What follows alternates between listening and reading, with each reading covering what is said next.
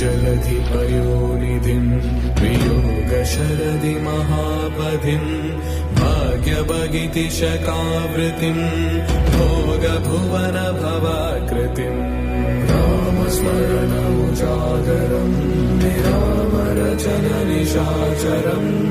वेदविनुतप्रचारणं निवेदविदितप्रचोदनम् भीषणं चिरकाललङ्कापालकं प्रभुं विभुं ब्रह्मणात्मजम्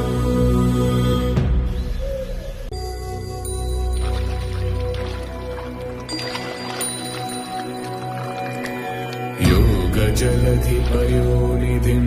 वियोगशरदि महापथिं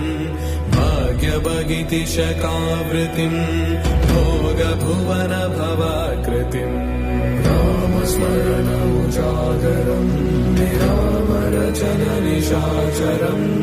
वेदविनुतप्रचारणं निवेदविदितप्रचोदनम् भीषणं चिरकाललङ्कापालकं प्रभुं विभुं